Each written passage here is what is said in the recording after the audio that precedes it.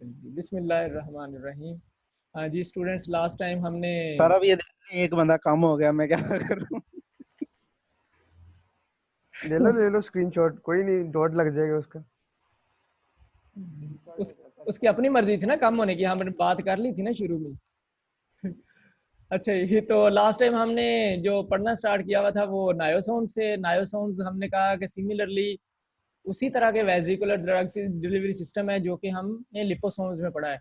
Difference ये है कि वो एक बायलेयर ऑफ फास्फोलिपिड्स था और ये जो है ये नॉन आयनिक सरफेक्टेंट के हैं। सिमिलरली इसमें भी एक सेंट्रल एक्वस कंपार्टमेंट है, उसमें भी सेंट्रल एक्वस कंपार्टमेंट है, तो यही central aqueous compartment drug hold कर सकता है। या फिर उसी तरह से एक लेयर है जो कि बायलेयर है, वो सेंटर में वो लिपोफिलिक है, तो वो उस लिपोफिलिक में हम लिपोफिलिक ड्रग को होल्ड कर सकते हैं। कुछ हमने फिर डेफिनेशन डिस्कस की और हमने एक पैरामीटर डिस्कस किया जिसकी बेस के ऊपर नॉन आयनिक सरफेक्टेंट जो है वो नॉर्मली डेवलप करते हैं एक बायलेयर को। तो उसमें अगर हम देखें तो हमने ये पढ़ा था क्रिटिकल पैकेजिंग पैरामीटर CPP के नाम से, जो कि रेशो है to the hydrophobic part of the hydrophobic chain of the surfactant to hydrophilic total surface area divided into two parts, cross sectional area and the length, total length of the chain। ये दोनों जो है वो इसका ये part है hydrophilic का। तो इसको हम डिवाइड करते हैं तो हमारे पास एक रेशो निकल आती है, जैसे कि ये रेशो आ गई 1 लेसर देन 1/3, यानी कि 3 टाइम से ज़्यादा है आपका हाइड्रोफिलिक पार्ट और 1 टाइम से कम है आपका, उसमें से 1 3 टाइम से ज़्यादा हाइड्रोफिलिक और 1 उसमें फिर लिपोफिलिक है। तो कौन जैसी शेप बनेगी इस तरह से हाइड्रोफिलिक, और ये जब डिस्पर्स किया जाएगा तो ये स्फेरिकल माइसल बनाएगा। ये जैसा कि अगली स्लाइड में ज़रा ज़्यादा बेहतर था। तो ये कौन डेवलप होगी अगर जिसमें लेस देन 1/3 है CPP, तो इस तरह से कौन, क्योंकि सेंटर तक आके इंटेंगल हो जाती है ना, उसमें वो सारा सेंट्रल पार्ट जो है वो सेंटर तक आके जुड़ सकती है, तो वो राउंड शेप बना लेती है, स्फीयर बन जाते हैं। अगर ये थोड़ा सा वाइडर हो जाए जिसमें CPP की वैल्यू 1/3 से बढ़ जाए, ये तो कम थी, ये बढ़ जाए और 1/2 से कम हो, हाफ से कम हो, यानी कि जो लिपोफिलिक पार्ट है वो हाफ है देन हाइड्रोफिलिक पार्ट, या इससे भी छोटा है, तो ये स्मॉल ट्रंकेटेड कोन बनती है। तो ये क्योंकि नीचे से थोड़ी सी वाइडर है तो ये सेंटर में इस तरह से कोगुलेट एग्रीगेट नहीं कर सकती, माइसल नहीं बना सकती, तो ये फिर बनाएगी तो उस तरह माइसल बना सकती है लेकिन इस तरह का माइसल नहीं बना सकती स्फेरिकल। तो ये बनाएगी तो सही, लेकिन पीछे को थोड़ा सा उसमें गैप है क्योंकि सेंटर में नहीं जुड़ सकती, तो वो पीछे को बनना शुरू हो जाएगा इस तरह से, थोड़ा सा पीछे को एक एग्रीगेट बनना शुरू होगा, इसको हम सिलेंडर कहते हैं। अगर ये थोड़ी सी और हाइड्रोफोबिक पार्ट बढ़ जाए जो कि हाफ से 1 तक चला जाए, यानी कि हाफ से ज़्यादा और 1 से कम हो, तो फिर थोड़ी सी ये छोटी होगी than the hydrophilic part, hydrophobic part थोड़ा सा छोटा होगा देन हाइड्रोफिलिक पार्ट। ये जो है ये जब अरेंज होगा तो अब ये सिलेंडर में भी नहीं रह सकता क्योंकि ये और ज़्यादा दरमियान में गैप बनाना शुरू हो जाएगा, क्योंकि ये वाले पार्ट भी होल्ड होने के लिए टाइम चाहिए, तो ये इस तरह की एक मेम्ब्रेन बनना शुरू हो जाएगी जो कि ज़रा अंदर को बेंड होगी। तो इसको जब ये वाटर में डिस्पर्स किया जाता है तो इसको डिस्पर्स करने के बाद इसने जब अपने हाइड्रोफोबिक पार्ट प्रोटेक्ट करना होता है तो इसके पास कोई सोल्यूशन नहीं होता, ये राउंड नहीं हो सकता इस तरह से। लेकिन वो अगर राउंड हो भी जाए तो सेंटर में वाटर आ जाएगा तो वो भी हाइड्रोफिलिक हो, तो इसलिए वो एक दूसरी लेयर उसके सामने आ जाती है, डबल लेयर। ये लिपोसोम में भी ऐसे ही हुआ था, तो ये डबल लेयर बन जाती है, ये फ्लेक्सिबल होने की वजह से बायलेयर वेजिकल बन जाता है इस तरह से। लेकिन अगर ये एक जैसे हो जाए, 1 हो जाए, वो भी उतना ही है, हाइड्रोफिलिक भी और हाइड्रोफोबिक भी उतना ही है, तो भी बनेगी तो बायलेयर ही, लेकिन ये फ्लेक्सिबल नहीं होगी, नॉन फ्लेक्सिबल होगी। तो ये बायलेयर से वेजिकल नहीं बन सकता, ये इस तरह से 2 लेयर्ड सिस्टम ही रहेगा। सर जी आपने स्क्रीन शेयर की हुई है, मुझे नजर नहीं आ रही। स्क्रीन ये नजर नहीं आ रही, मैंने शेयर की हुई है। आ रही है, आ रही है, आ रही है सर।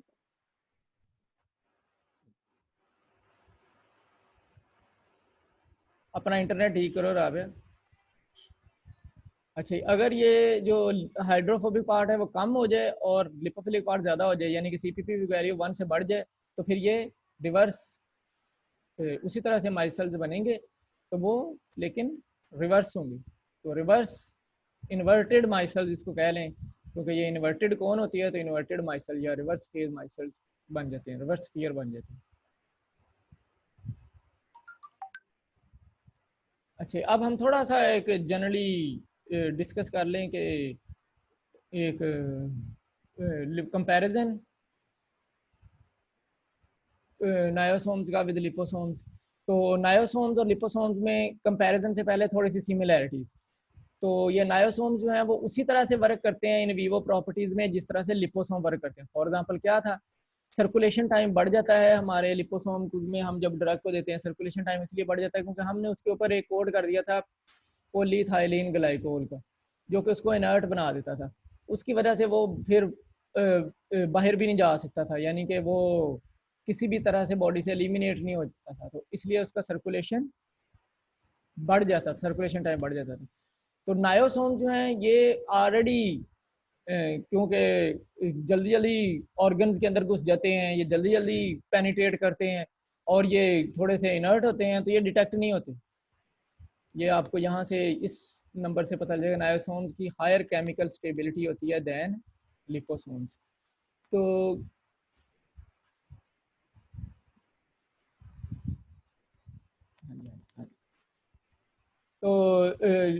इसका इनका सर्कुलेशन टाइम ऑलरेडी ही ज़्यादा होता है क्योंकि ये बॉडी के साथ कंपैटिबल होते हैं। कंपैटिबल होने की वजह से इनको एलिमिनेट नहीं किया जाता, इनको उस तरह से डिग्रेड नहीं किया जाता और इस तरह से फिर सिमिलरली डिग्रेड करने के बाद उनको बॉडी से एलिमिनेट नहीं किया जाता।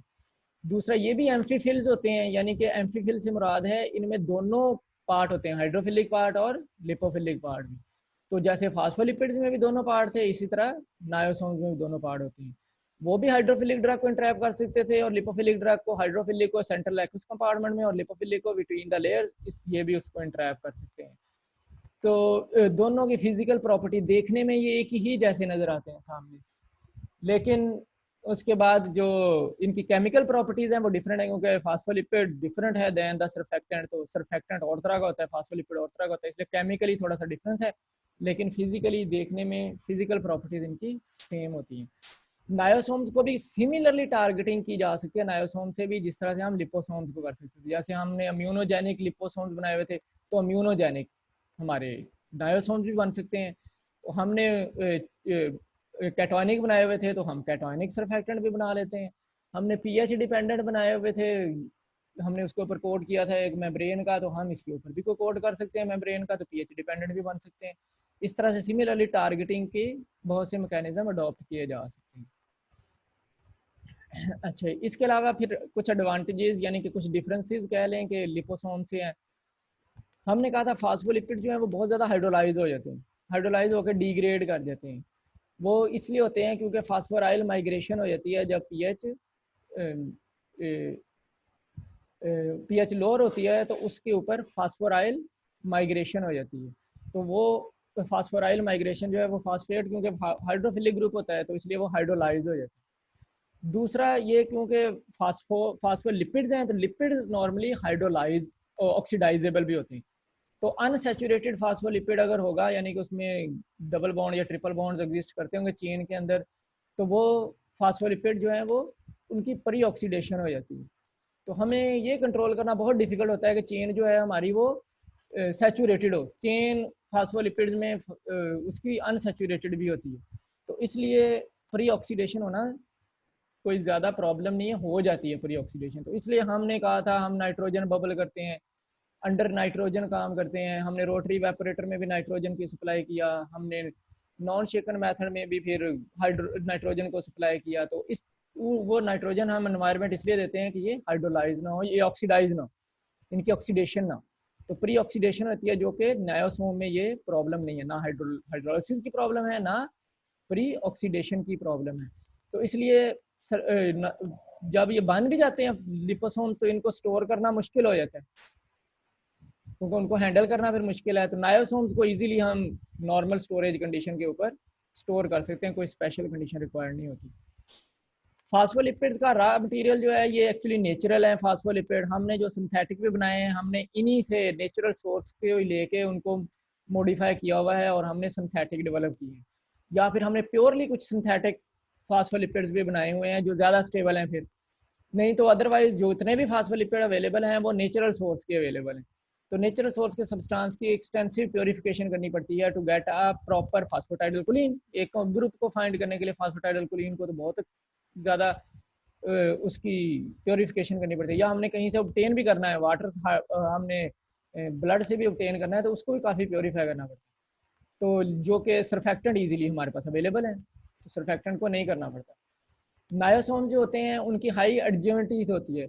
तो एडजुवेंटिसिटी से मुराद है कि ये नायोसोम जो है वो बहुत ज़्यादा पास पास कैरी करते हैं, वो एक दूसरे के साथ मिल जाते हैं, वो बहुत से और सब्सटेंस जो इन्हीं की तरह के होते हैं उनके साथ मिलने की एबिलिटी रखते हैं। तो नॉर्मली एक बहुत थोड़े वॉल्यूम में बहुत ज़्यादा लिपोसोम्स कैरी की नायोसोम्स कैरी किए जा सकते हैं, जो कि लिपोसोम्स के केस में पॉसिबल नहीं था।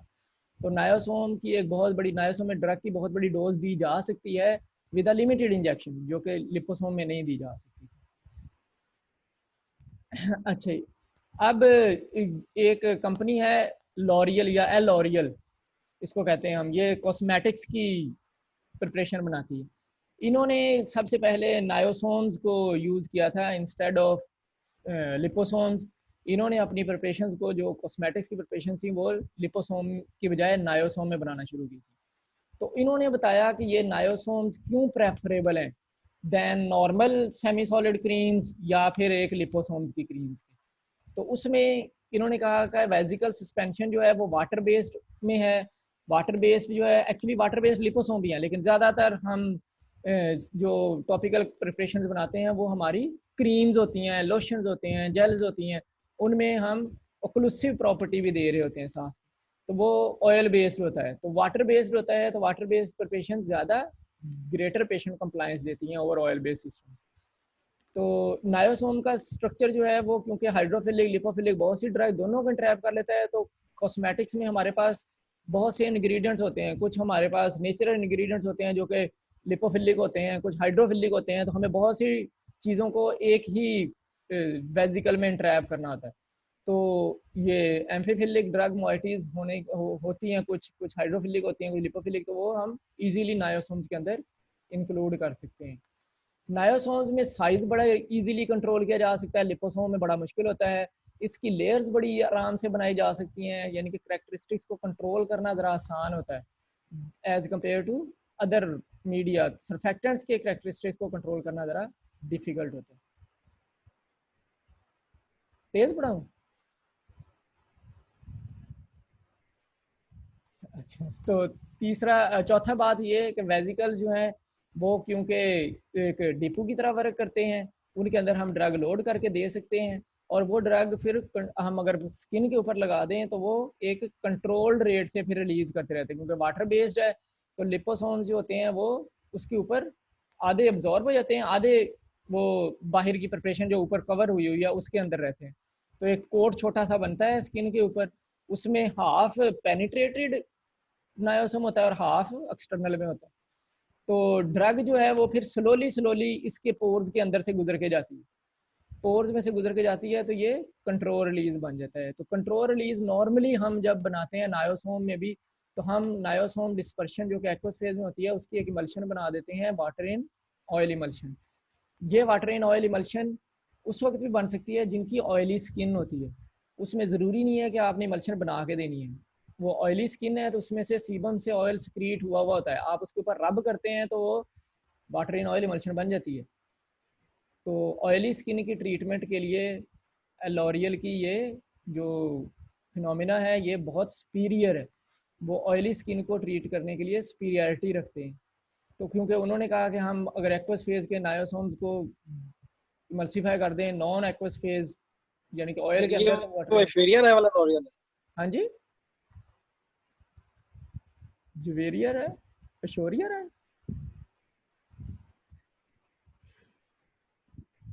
हाँ कह लो कि मुझे उन्होंने एम्बेसडर बना दिया, समझ रहे हो? नहीं नहीं, ये बस ऐसे ही है सर, ऐसे ही है सर। आप सर उनकी पब्लिसिटी करी जा रहे हैं, जरा अब लड़कियों ने शुरू हो जाना है कॉस्मेटिक यूज करना। मैं लॉरियल की एग्जांपल दे रहा हूँ फॉर नायोसोम सुपीरियरिटी। वो अब हम फार्मासिस्ट हैं तो हमें तो खुद बनानी चाहिए ना। ऐसे ही है सर, शैम्पू घर बनाए, क्रीमें घर बनाए। हाँ जी, और बेचें भी। बेचे भी। सरफराज को दें ज्यादातर, क्योंकि उसको बहुत जरूरत है। ऑथेंटिक क्रीम है सर, ऑथेंटिक। हम बना मैंने रहे हैं, रंगोरा करने वाली क्रीम बनाई, मैंने रंगोरा करने वाली क्रीम बनाई है सर। तो वो लगाई भी है। सर लगाइए, देखें ऐसा चिट्टा हो गया हूं मैं, देखिएगा आप जरा, एक यूनिवर्सिटी ओपन होने दें जरा, ठीक है आप पहचानेंगे ही नहीं मुझे। ठीक है ठीक। अच्छा सर उसका सरफेक्टेंट। ब्रांड नेम तो मैं अच्छा अच्छा, सोचता हूँ कि बस कर, ठीक है ठीक। सर आपके नाम पे रख दूं। नहीं नहीं, अपने नाम पे रख। नहीं सर, मेरा नाम सूटेबल नहीं है सर, आपका रख देता हूँ, आप मेरे मुर्शिद हैं। चौधरी चलेगी रख। सर, आपको बरकत पड़ेगी। अबरार, अबरार चौधरी के नाम पे रख। ओके हो गया सर, डन हो गया, इब्रार करीम। अबरार करीब, हाँ। अच्छा ओके सरफेक्टेंट जो है वो जी बायोडिग्रेडेबल मेरा क्या कसूर है? बायोकम्पैटिबल होते हैं, नॉन इम्यूनोजेनिक होते हैं। तुझे पता है, तुझे क्लास में कई दफा बताया तेरा क्या कसूर है। सर जी मैं समोसे खिला दूंगा इस बार। अच्छा, तो वो टैग उतर जाएगा, उतनी देर तो रहेगा ना। Okay sir. अच्छा सर सुना है ये राइयों को कोरोना कुछ नहीं कहता।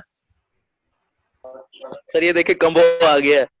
अच्छा अच्छा, चलो यार please discussion, stop disturbing us sir, please continue discussion your बंद, लेक्चर। डिस्कशन बंद, डिस्कशन बंद। ऐसे ही बस डिस्ट्रैक्ट कर रहे हैं आप। सरफेक्टेंट जो होते हैं वो बायोडिग्रेडेबल होते हैं, बायोकम्पैटिबल होते हैं और नॉन इम्यूनोजेनिक होते हैं। तो ये अब लॉरियल से हट गई ये बात, तो क्योंकि ये टैग बदल गया है। तो सरफेक्टेंट्स की जनरली, सरफेक्टेंट्स जो हैं वो बायोडिग्रेडेबल हैं, वो बायोकम्पैटिबल हैं और वो नॉन इम्यूनोजेनिक है। नॉन इम्यूनोजेनिक से मुराद है कि वो कोई इम्यूनोजेनिक रिस्पॉन्स जनरेट नहीं करते, तो किसी तरह से भी उनकी फैगोसाइटोसिस नहीं की जा सकती। बायोकम्पैटिबल हैं तो वो किसी भी सेल के साथ स्टे कर सकते हैं, किसी भी सेल के अंदर पेनिट्रेट कर सकते हैं, कोई भी सेल उनको किसी तरह से डिग्रेड नहीं करता। हाँ, जब अंदर मीडिया में चल जाएगा तब उसने डिग्रेड हो ही जाना, क्योंकि डिजोल्व हो जाना उसने। इसी तरह वो उस प्रॉपर्टी को हम बायोडिग्रेडेबल कहते हैं। पहले वो किसी भी तरह से डिग्रेड नहीं करता, जब वो सेल के अंदर मूव कर जाता है तो बायोडिग्रेड करता है। लास्टली बायोलॉजिकल इन्वायरमेंट में क्योंकि ये डिग्रेड नहीं होता, जब भी कोई ड्रग होगी अगर लिपोसोम के लायोसोम के अंदर होगी तो वो बायोलॉजिकल इन्वायरमेंट में प्रोटेक्ट हो जाएगी अगेंस्ट डिग्रेडिंग। और वो ड्रग फिर जहाँ उसको नायोसोम ले जाएगा, फॉर एग्जांपल वो किसी टारगेट सेल के अंदर ले जाएगा, तो वो ड्रग रिस्ट्रिक्ट हो जाएगी इन द टारगेट सेल्स। और इसी तरह से वो ड्रग क्योंकि ऑर्गन के अंदर चली जाएगी तो वो अब बाहर नहीं है, वो प्लाज्मा सर्कुलेशन में नहीं है, तो उसकी क्लियरेंस भी कम हो जाएगी।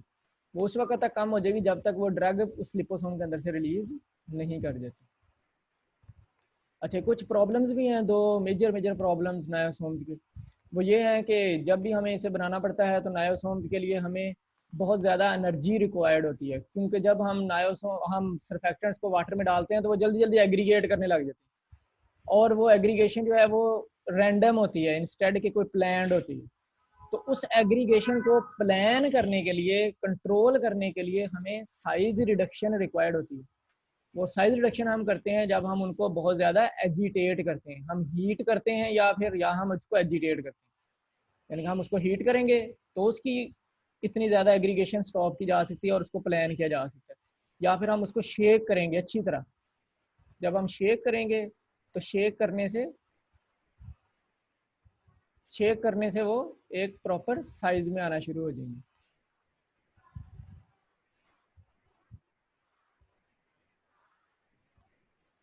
अच्छा, दूसरा प्रॉब्लम जो है वो फिजिको केमिकल इंस्टेबिलिटी का है।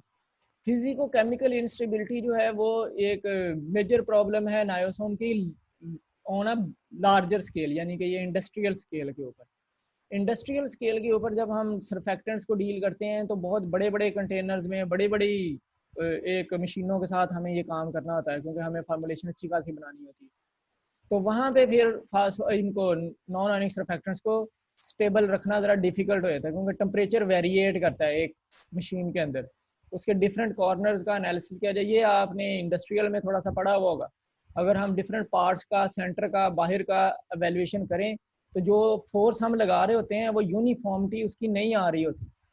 किसी जगह क्लॉग हो रहा है, किसी जगह के ऊपर वो स्टिक कर रहा है, किसी जगह पे एडहियर कर रहा है। तो इन केसेस में जब हम डील करते हैं सरफेक्टेंट्स को भी, वो तो सरफेक्टेंट्स के लिए सरफेक्टेंट्स को एक्चुअली स्टेबल रखना मुश्किल हो जाता है। तो सरफेक्टेंट सिर्फ उस तरह के ऑपरेटर्स में काम करते हैं जिसमें एक नैरो होल हो, होमोजेनाइजर जिस तरह उसमें से गुजारना हो उसको, या अल्ट्रासोनिफायर हो, अल्ट्रासोनिफायर के अंदर रखना हो, या एक छोटी फ्लास्क हो जिसको हम इजीली रोटेट कर सकते हैं और हर कंटेंट को रोटेट कर सकते हैं, तो ये ज़्यादा स्टेबल रहते हैं। या फिर हमारा इक्विपमेंट इतना बेस्ट परफॉर्म कर रहा हो कि वो सारी एनर्जी को यूनिफॉर्मली डिस्ट्रीब्यूट करे, हर तरह की फोर्स को यूनिफॉर्मली डिस्ट्रीब्यूट करे, तो फिर वो इजीली फिर वो स्टेबल रह सकता है। तो जो कि ये एक ज़्यादा प्रॉब्लम है in the case of large scale production, तो इसलिए इसको हम फिजिको केमिकली इनस्टेबल भी कहते हैं on preparation level, not on the formulation level, on preparation level इसको कहते हैं। हाँ जी, बस ये आखिरी स्लाइड या फिर ये आखिरी स्लाइड, चलो प्रिपरेशन अगली दफ़ा से, क्योंकि सेम ही है। आखिरी स्लाइड, नो की कोई बात नहीं, आखिरी स्लाइड वो ये वैसी स्लाइड है जैसी हमारी लिपोसोम्स की थी। तो जब हम क्लासीफाई करते हैं नायोसोम्स को, तो इसको भी क्लासीफाई करने के ऐसे ही मेथड है, लेकिन प्राइमरीली हम इनको क्लासीफाई ज़्यादातर लेयर्स की, लैमिला की बेस के ऊपर ही करते हैं। तो हमने ये पहले ही पढ़े हैं, दो तरह के हमने क्लासिफिकेशन की थी लिपोसोम्स की, इसी तरह से हम इसकी कर सकते हैं। दो तरह की क्लासिफिकेशन ये है कि आइदर ये यूनिलैमिलर हो सकते हैं या ये मल्टीलैमिलर हो सकते हैं, या यानी कि एक लेयर के हो सकते हैं या एक से ज़्यादा लेयर्स के हो सकते हैं। तो यूनिलैमिलर वेजिकल्स दो तरह के होते हैं। यूनिलैमिलर वेजिकल वो होते हैं जिसमें सिंगल बायलेयर ऑफ सरफेक्टेंट और कोलेस्ट्रॉल की होती है, और वो सिंगल लेयर जो है उसको हम डिवाइड कर देते हैं फिर स्मॉल में, उसकी टोटल साइज को हम फिर डिवाइड कर देते हैं स्मॉल यूनिलैमिलर वेजिकल में या फिर लार्ज यूनिलैमिलर वेजिकल में। ये नायोसोम क्योंकि सरफेक्टेंट हैं, ये फास्फोलिपिड नहीं है। फास्फोलिपिड काफ़ी चेन काफ़ी लंबी होती है उनकी एज कम्पेयर टू सरफेक्टेंट्स, तो वो ज़्यादा वो एरिया ऑक्यूपाई करते हैं, उनका साइज ज़रा ज़्यादा हो जाता है। इनका साइज जो है स्मॉल यूनिलैमिलर का वो 50 नैनोमीटर से ऊपर नहीं जाता, वहाँ पे था 100 नैनोमीटर तक, लेस दैन 100 हमने स्मॉल गए थे, लेकिन ये तकरीबन 20 नैनोमीटर तक के पॉसिबल हैं, उससे ये 50 नैनोमीटर तक हम बना सकते हैं। लार्ज जो हैं इनको जितना मर्जी बड़ा कर लें आप, यानी कि इनमें एक्वस कंपार्टमेंट जितना मर्जी बढ़ाते जाएं, ये बाहर से लेयर काफ़ी हद तक स्टेबल रहती है अगर पैरामीटर्स कंट्रोल किए हुए हों। तो लार्ज यूनिलैमिलर का साइज हम 1000 नैनोमीटर तक लेके जा सकते हैं, जो कि in the case of liposome, ये सॉरी ये ऐसे ही लिख दिया है, ये लिपोसोम के केस में 100 to 200 नैनोमीटर था। हम कहते थे कि 100 to 200 नैनोमीटर लिपोसोम होते हैं, लेकिन ये नहीं, ये साइज जो है वो 100 से 1000 नैनोमीटर तक लार्ज यूनिलैमिलर वेजिकल का जा सकता है। ओलिगोलैमिलर हमने ये कहा था जिनकी 2 से 5 बाई लेयर्स होती हैं। तो नॉर्मली सरफेक्टेंट्स के केस में ये वाली क्लास जो है वो एग्जिस्ट नहीं भी करती, क्योंकि जब हम उसके ऊपर लेयर लगाने लगते हैं तो वो हम रिस्ट्रिक्ट नहीं कर सकते कि वो 5 तक रहेंगी। जो नॉन ऑनिक सरफेक्टेंट है वो बड़ी जल्दी जल्दी जल्दी जल्दी जल्दी जल्दी ये सारी सारी ऊपर लेयर्स बनाना शुरू कर देते हैं। तो नॉर्मली भी हमने देखा है तो उनकी लेयर जो है वो 20 से भी ज़्यादा हो जाती हैं, 20 लेयर से भी ज़्यादा बन जाती है। तो इसलिए मल्टी लैमिलर ही एग्जिस्ट करते हैं। लेकिन अगर हो आपके पास 2 से 5 तो वो ओलिगोलैमिलर कहलाएगा, लेकिन अगर एक से ज़्यादा लेयर्स हों तो वो मल्टी लैमिलर होगा। जितनी लेयर्स अब ज़्यादा लगती जाएंगी सरफेक्टेंट की, उतना इसका साइज़ छोटा होता जाएगा, उतना जो सेंट्रल एक्वस कंपार्टमेंट है वो उसका वॉल्यूम कम होता जाएगा, उतनी ड्रग लोडिंग भी कम होती जाएगी। तो मल्टी लैमिलर वेजिकल में चाहे जितनी मर्जी लेयर लगा दें, उनका साइज 1 माइक्रोमीटर से ऊपर नहीं जाता। इवन के लार्ज यूनिलैमिलर का साइज 1 माइक्रोमीटर तक चला गया था, लेकिन मल्टी लैमिलर का साइज 1 माइक्रोमीटर से ऊपर नहीं जाता। तो इनका साइज इसी तरह से 100 से 1 माइक्रोमीटर पैकिंग के ऊपर डिपेंड होता है, कितनी टाइट पैकिंग हो गई। अगर बहुत टाइट पैकिंग हो गई तो सेंट्रल एक्वस कंपार्टमेंट बहुत छोटा रह जाता है। तो ये मल्टी लैमिलर वेजिकल्स होते हैं। हाँ जी, यहाँ तक ही काफ़ी है आज का हमारा लेक्चर। छुट्टी जैसा समझें, क्योंकि थोड़ा सा तो ये पुराना ही था, कोई ज़्यादातर नई बातें नहीं की। इसके बाद भी हमने कोई ज़्यादातर नई बातें नहीं करनी, ज़्यादातर वो वैसी हैं जैसे कि हमने लिपोसोम में पढ़ी हुई हैं। तो लिपोसोम से मिलते जुलते क्योंकि स्ट्रक्चर्स हैं, तो लिपोसोम और नायोसोम्स का बनाने का मेथड भी सिमिलर ही होता है। कुछ हम सिर्फ रिवाइज करेंगे, बाकी हम थोड़ा सा सिर्फ रिवाइज करेंगे और कुछ देख लेंगे, कोई एक आध डिफरेंस होगा तो वो हम देख लेंगे। चलें बच्चों, जज़ाकल्लाह, बहुत शुक्रिया। क्वेश्चन हैं तो वो कर सकते हैं। अभी मैं रिकॉर्डिंग बंद कर